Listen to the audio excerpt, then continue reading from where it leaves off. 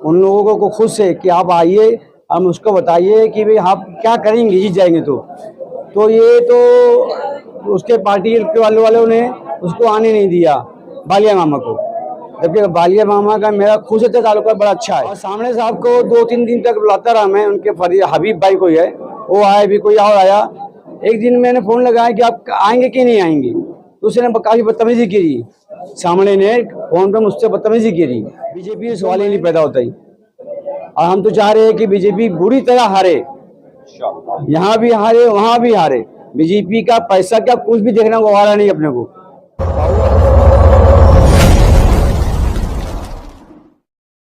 नमस्कार, आदाब। आइए बात करते हैं कुछ ऐसी बातों की जो हमारे मुल्क में आम तौर से कही जाती है। यूँ समझ लीजिए कि एक मुहावरा है, जैसे नेता के वादों का भरोसा नहीं है। सही बात है। मीडिया का दूसरा रूप गोदी मीडिया है, इसलिए हमारे देश में लोग अब मीडिया पर भरोसा कम करते हैं। और एक तीसरा मुहावरा, कुछ आलिमों की ज़बान में अब तासीर नहीं रही, इसलिए लोग उन्हें सुनने को तैयार नहीं हैं, या अगर सुनते हैं तो उस पर अमल करने को तैयार नहीं। नमस्कार, आदाब। मैं हूं खान फ़ख्र आलम। आइए बात करेंगे आज भिवंडी शहर के बारादरी होटल में एक प्रेस कॉन्फ्रेंस शकील अहमद रज़ा, जो भिवंडी शहर में रज़ा एकेडमी के जिम्मेदार हैं, उनकी रहनुमाई में की गई। इस मौके पर AIMIM के जिम्मेदार शादाब उस्मानी, साथ ही AIMIM के उम्मीदवार अकरम खान बाम्बू वाले सहित उनकी पूरी टीम मौजूद थी। इस मीटिंग को बुलाने का मकसद असल में ये था क्योंकि इस मीटिंग में आलिमों को बुलाया गया था, और इसमें सुन्नी जमात के आलिमों की अक्सरियत नहीं बल्कि समझ लीजिए कि 99% लोग सुन्नी मसलक से जुड़े हुए आलिम दीन मौजूद थे। यहाँ कुछ आलिमों से मशवरा लेने की कोशिश भी की गई कि लोकसभा का चुनाव सामने है, किसकी मदद की जाए। लोगों ने अपनी अपनी बातें रखी। बहरहाल थोड़ा सा विरोध भी हुआ आपस में। बहरहाल शकील रज़ा ने प्रेस कॉन्फ्रेंस की और पत्रकारों को अपनी बातें बताई। बातों में उन्होंने क्या क्या बताया आप आगे सुनेंगे, और इस पूरी वीडियो को आप ज़रूर देखें, क्योंकि पूरी वीडियो देखने के बाद ही आपको समझ में आएगा कि कुछ आलिम दीन की ज़बानों में तासीर क्यों नहीं रही।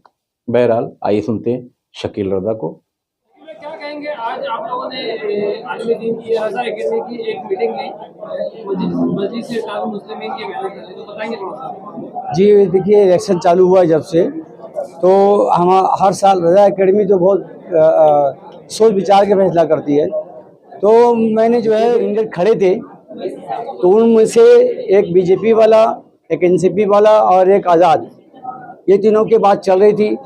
और मैंने फ़ोन भी किए उन लोगों को खुद से कि आप आइए, हम उसको बताइए कि भाई आप क्या करेंगे जीत जाएंगे तो ये तो उसके पार्टी के वालों ने उसको आने नहीं दिया बालिया मामा को, जबकि बालिया मामा का मेरा खुद से ताल्लुका बड़ा अच्छा है, मगर वो मेरा फ़ोन भी नहीं उठा रहे हो।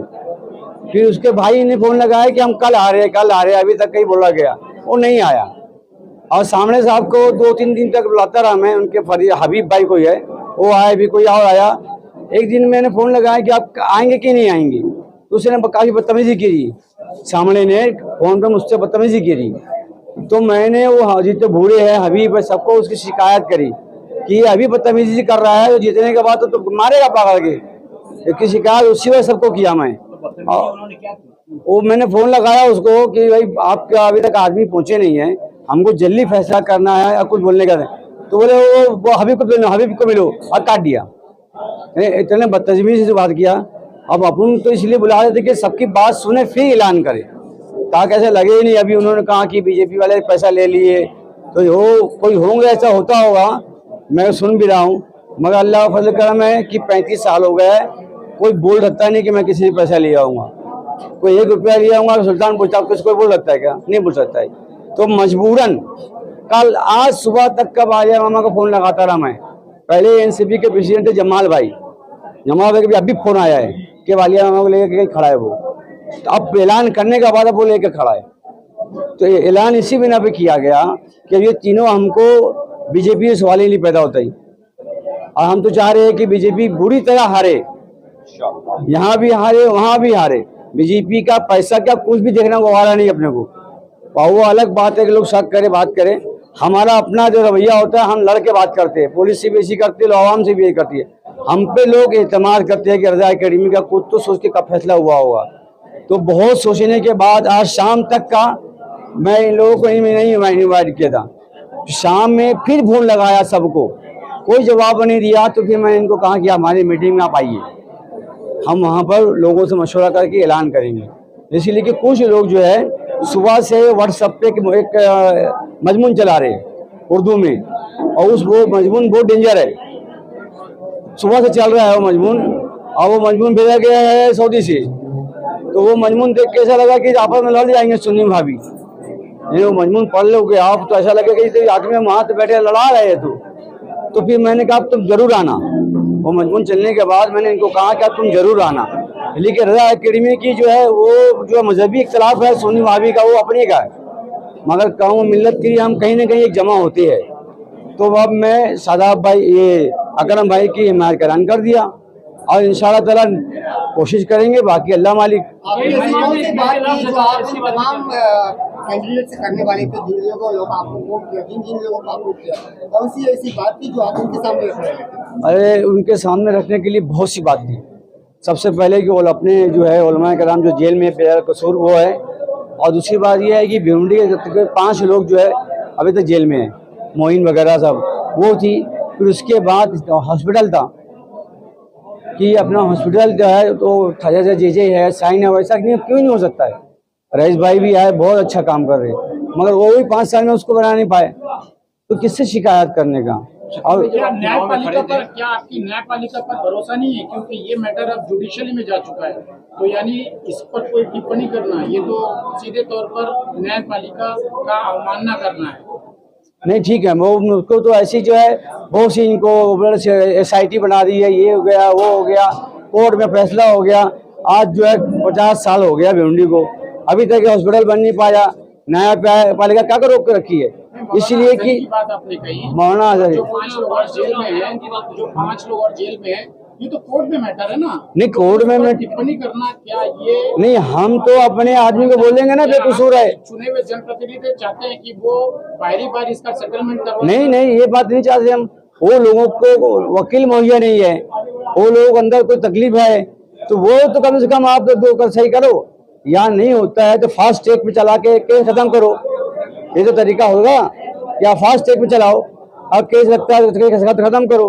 लेकिन जब आप चुनाव में खड़े थे महानगर पालिका के, तो आपको कितना वोट मिला था? 1400 मिला था, खाली फॉर्म भरा था मैं। क्या निशान था? टंगई ना कोई रैली ना कोई भाषण ना कुछ नहीं, खाली फॉर्म भर के बैठ गया था। 1400 लोग वोट दे दिए थे। इसका मीटिंग में नहीं अच्छा हुआ, मुझको बड़ा अच्छा लगा, इसलिए कि पहली बार तो अपने उलमा जमा हुए, अब बहुत अच्छा लगा, मगर अंदाज गलत था। नहीं, यहाँ पे कैसा हो रहा है कि आप ही के लोग जो बोल रहे हैं कि मुसलमान को वोट देना चाहिए, और आप ही के लोग बोल रहे हैं कि जो जीत रहा है उसको जिताना चाहिए। हाँ। तो वोट खराब करना नहीं करना, इस पर आप क्या कहें? नहीं देखिए, हो तो तुम बालिया मामा को भी देखो, कभी हार गया तो खराब हो गए, ये यकीन है क्या कि तो कभी ना, आपको यकीन नहीं है ना। तो MIM पे कैसे यकीन कर ले? हम यहाँ यकीन नहीं करके दे रहे, हम यहाँ पर वोट इसलिए दे रहे कि हम जो है आप किसी को कोई वोट देने के लायक नहीं है। हमारी आप पहुँच गए नोटा पे, तो नोटा से बेहतर मुसलमान। तो फिर आप क्यों फोन कर रहे थे सब लोगों को, जब आपको यही करना था? हाँ, तो वो आते बात करते ताकि मैं कौन को बोलता कि भाई फला आदमी ने ये जिम्मेदारी ली है, समझ मैं बोलता तो कि फला आदमी ने ये जिम्मेदारी ली है, हम वोट दे सकते हैं। एक बात आपने मन से कही थी कि देखो अगर भले ही MIM हार जाए लेकिन उन्हीं को वोट दो, तो कहीं ना कहीं ये वोट काटने की ही बात हो रही थी। नहीं ये तो मेरे जहन में नहीं था, मगर अभी जैसे वो मेरे से पहले जो उन्होंने कहा था कि पूरी लहर चल रही है किसी की, तो उसी को वोट दिया जाए, तो मैंने कहा कि लहर के देख के नहीं करो, सोच समझ के आप वोट दो। शकील भाई ये बताइए कि 4 दिन पहले LDF महाराष्ट्र डेमोक्रेटिक फॉर्म के बैनर तले कई उलमाओं ने, भिवंडी शहर के कई उलमाओं ने अपनी मांगों को लेकर जो है बालिया मामा को समर्थन किया, तो आपने उनसे मतलब कांटेक्ट करने की कोशिश क्यों नहीं? अब उनसे मैं कैसे कांटेक्ट करूँ? वो लोग कौन लोग है मेरे को मालूम ही नहीं है। मैं तो डायरेक्ट जो कैंडिडेट है उससे कांटेक्ट करूंगा ना। अब उसको उनको अपना हक लगा, उनको लगा वो आदमी है तो लगा दिए। अगर इस बीच अगर बालिया मामा या और कोई दूसरा कैंडिडेट आकर ये बोलता है कि हम तमाम आपकी बातें मान लेंगे, हाँ। जो लोग जेल में उनको छुड़वाएंगे भी, जो आपकी जुडिशियल मतलब जो भी प्रॉब्लम है उसको सॉल्व करेंगे, तो आप क्या उनका समर्थन करेंगे? नहीं, फिर मीटिंग लूंगा, अब बताऊंगा जो ये आदमी ये बोल रहा है और ये आदमी जीतने के बाद कर सकता है कि नहीं। तो ये मीटिंग लेने से पहले आपने क्यों नहीं डिसीजन लिया? अरे वो लोग आए नहीं, मैं तो बता रहा हूँ। ये बोल रहे कि मीटिंग लेने से पहले आप एमआईएम को समर्थन दे? नहीं, इन्होंने बताया कभी आएंगे बोलेंगे कि सब शर्तें मंजूर है, तो मैं बता रहा तो इनका समर्थन वापस? नहीं, वो आने दो पहले, नहीं तो जो भी होगा आपके सामने होगा। 70 साल से देखते आए जिन्होंने दूसरी पार्टियों में अपनी पूरी जिंदगी बिता दी और सिवाय मौत के उन्हें कुछ भी नहीं मिला। ये बात ज़हन नशीं कर ले, अगर उभरना है तो फिर अपनी कौम में से किसी को उठाना होगा, वो जीते या हारे इससे मतलब नहीं है। अगर बहुत पहले हमें जगाया गया होता तो हम एक फिजा बनाते, माहौल बनाते और अपना इन्हीं को सब आगे बढ़ाते। लेकिन इस वक्त आप एक तरफ कह रहे हो कि बीजेपी हमें कहे कौन से गहरे गार में डालना चाहती है, फिर वक्त हमारे सामने उसको हराना बड़ा काम है, तो इस वक्त हम उसे हराने का काम करेंगे। हम ये नहीं कहते कि बालिया मामा हमको बिठाएगा राजगद्दी पर, हम तो पहचानते भी नहीं उसको, लेकिन हमारे सामने बालिया मामा नहीं है, हमारे सामने सिर्फ बीजेपी है। और मेहनत करेंगे, पूरे शहर में सारे कारपोरेशन पर एमआईएम आ जाए, हम करेंगे मेहनत। ये कहते हैं करेंगे मेहनत, आपको सपोर्ट करेंगे। इस वक्त हमें तोड़ा न जाए, इस वक्त हमें तोड़ने की कोशिश न की जाए, बांटने की कोशिश न की जाए। उलमा एकजुट होकर मेहनत करें। सिर्फ हमें तानाशाह को सबक सिखाना है, सिर्फ हिटलर को सबक सिखाना, इसके सिवा और कुछ नहीं है। यही मेरी भी राय है। अगर किसी को गजंत पहुंच रही हो तो मैं 10 बस्ता माजरत चाहता हूं, लेकिन हमारा ऐसा कोई रहनुमा होना चाहिए जिसको शरीयत के बारे में मालूमात हो। हम खड़े होकर मूतने वालों को वोट दे देते हैं, उसके बाद उम्मीद ये लगा करके बैठते हैं कि हमारे साथ बड़ा हिसाब करेगा और बड़ा अच्छा मामला करेगा। नहीं है, आप उनके नुमाइंदे नहीं। मेरे सवाल का जवाब ये है कि आप उनके नुमाइंदे हैं। ऐसा नहीं, आप उनके नुमाइंदे हैं क्या?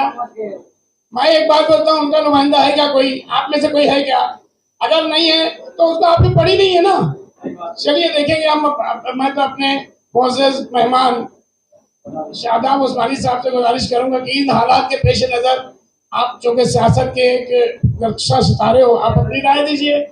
शुक्रिया अदा, जो भी करना है उनकी राय दीजिए। लालच ने एक भी मुसलमान को टिकट दिया नहीं है, तो वो और बीजेपी में फर्क क्या है? और अब आइए सुनते हैं AIMIM के जिम्मेदार शादाब उस्मानी को। सबसे पहले इंतजामिया का शुक्रिया अदा करता हूं कि हमारे शहर के आलिम दीन को हालात हाजरा पर बात करने का मौका दिया। मेरे प्यारे आलिम दीन, अस्सलाम वालेकुम रहमतुल्लाहि व बरकातुहू। मौजूदा हालात हमारे सामने हैं और ये पहला मौका नहीं है। मुल्क की आज़ादी के बाद ये मौका 75 साल में कई बार आया है और कई बार इसी तरह का मौजू बनाकर हम मजलूम मुसलमानों को बहकाया जाता रहा है। मेरा ये मानना है कि हम सभी के प्यारे रसूल पैगंबर मोहम्मद सल्लल्लाहु अलैहि वसल्लम का कौल था कि वो कौम कभी तरक्की नहीं कर सकती जो कभी जद्दोजहद और जुस्तजू नहीं करना चाहती। हम उन नाम नेहाद सेकुलर पॉलिटिकल प्लेटफॉर्म पे अपनी छाप बना लेता है जो उसे टिकट देती है, और चुनकर आने के बाद जब हमारी शरीयत पे हमला होता है, जब हमारे आलिम दीन की दाढ़ी पकड़कर मॉब लिंचिंग होती है, जब हमारी बच्चों को बुर्के पे पाबंदी पर दखल दी जाती है, तब वो खामोश रहता है। क्या शरद पवार पिछले 10 साल में 2 बार बीजेपी को सपोर्ट नहीं किए? क्या अखबार आप लोग पढ़ते नहीं? 2019 में बिना शर्त के शरद पवार ने बीजेपी को सपोर्ट किया। 2023 में पिछले साल नागालैंड में सरकार में शामिल हुआ वो शरद पवार जिसका भतीजा अभी बीजेपी के साथ में है। तो शरद पवार का किरदार आपको मालूम है। यहां बैठे हुए मेरे बुजुर्ग इस बात से इनकार कर सकते हैं क्या? तो मेरा ऐसा मानना है, मेरे आलिम दीन, मेरे मोहतरम आपका बहुत बड़ा सियासत में किरदार है, आपको आगे आना चाहिए, आप वोट दें। तो जिसके बारे में इतनी तारीफें हो रही है, ऐसे नीलेश सांबरे या बाला मामा, क्या बीजेपी से टिकट नहीं मांग रहे थे? बीजेपी से टिकट मांगते तो आप नफरत करते, सेकुलर ताकत से टिकट मांग लिए तो आप मोहब्बत करेंगे, क्यों? मैं ये बोलता हूं, आप बाला मामा को बुलाइए, नीलेश सांबरे को बुलाइए आलिमुद्दीन, और उनसे कहिए कि खाली इस बात का अनाउंसमेंट कर दें कि वाटरगेट साड़ियां जो हुआ था, राष्ट्रवादी कांग्रेस पार्टी का जो रोल था, शरद पवार ने जो किरदार अदा किया था, वो उसकी मजम्मत करते हैं, आप उसको सपोर्ट कीजिए, मजलिस इत्तेहाद मुस्लिम सपोर्ट करें। और आइए अब सुनते हैं, इसी मीटिंग में एक आलिम दीन ने बहुत ही अच्छी नात पढ़ी, उन्हें सुनते हैं। नबी और आले नबी पर एक मर्तबे और बुलंद आवाज से दुरूद पाक पढ़े। अल्लाहुम्मा सल्ली अला सय्यदिना व शफीअना व मौलाना मुहम्मदिन अदद मा फी मिल्लाह। जुल्फे लहराते हुए गर वो निकल जाता है, जुल्फे लहराते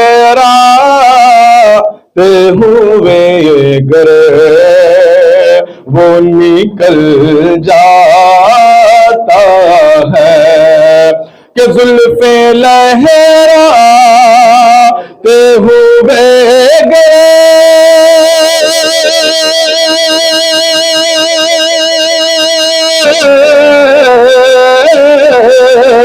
कि जुल्फे लहराते हुए वो निकल जाता है, कितने बीमारों का दिल है कि बहल जाता है, कितने बीमारों का दिल है कि बहल जाता है। और ये चीज भी आप तक पहुंचा रहा हूं, मैं चल करके बोल दे सुभान अल्लाह। हाथ शाखों पे अगर रखे दे तो तलवार बने, के हाथ शाखों पे अगर रखे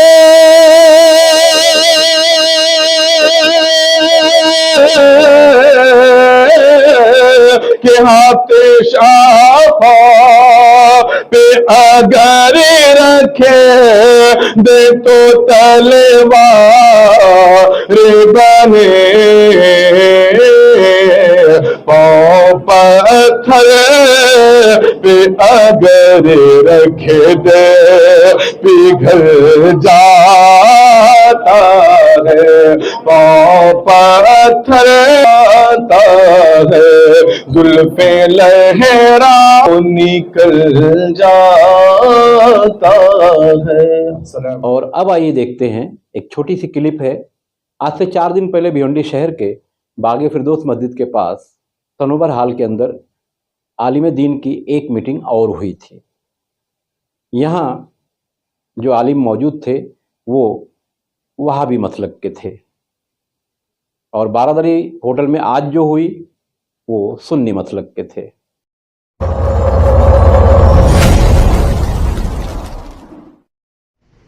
पूरे भिवंडी के तमाम मिली ऑर्गेनाइजेशंस का ये बहुत ही प्यारा खूबसूरत सा मंजर, जो तमाम लोग मिलकर सुरेश दादा महात्रे की तारीफ करते हैं, और आने वाले 20 तारीख को पब्लिक से गुजारिश करते हैं कि आप बड़ी बहुमत से इनको जिताएं। अब ज़रा सोचिए ना, जो बात मैंने शुरू में कही, या लोग कहते हैं कि आलिम दीन की ज़बानों में तासीर नहीं रही, तो वजह अब मैं बताता हूँ। 4 दिन पहले जो प्रेस कॉन्फ्रेंस हुई, प्रोग्राम हुआ, उसमें वहाबी मसलक से जुड़े हुए आलिम दीन मौजूद थे। उन्होंने इंडिया अलायंस के उम्मीदवार बाला मामा का समर्थन किया, और आज जो मीटिंग हुई, बाद में प्रेस कॉन्फ्रेंस हुई, उसमें AIMIM के उम्मीदवार अकरम खान का समर्थन यहाँ मौजूद आलिम दीन में से कुछ लोगों को छोड़कर सभी लोगों ने उनका समर्थन किया। मज़हब इस्लाम में बताया गया है कि जहन्नम की आग आलिम दीन और पत्थरों से दहकाई जाएगी। मज़हब इस्लाम के मानने वाले आलिम दीन के पीछे पीछे चलते हैं, इनकी बातों को मानते हैं, कुछ नहीं भी मानते हैं। ख़ास बात यह है कि मस्जिदों में मिंबर पर बैठकर हमारे आलिम दीन दुआएं मांगते हैं कि अल्लाह इस कौम को एक कर, इस कौम की भलाई के फैसले फरमा। और ये लोग खुद बारादरी में एक ग्रुप दूसरे को समर्थन करता है और 4 दिन पहले सनोबर हाल में जो मीटिंग हुई उसमें आलिमों का ग्रुप दूसरे को समर्थन करता है। तो फिर दुआ मांगने का मतलब क्या आया? इसीलिए मैंने शुरू में कहा था कि नेताओं के वायदों का कोई मतलब नहीं, क्योंकि वादे पूरे करने के लिए नहीं किए जाते।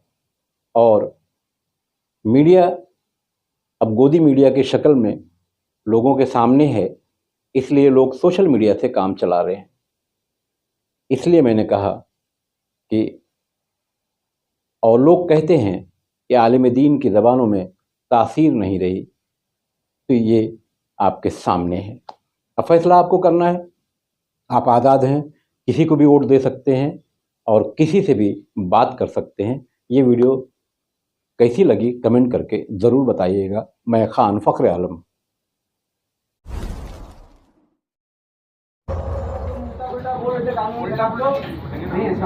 आप देखो जितना होता है तुम्हारी हिमायत करता है, तुमको यहाँ पर मुझसे बिना पूछे ये नहीं करना।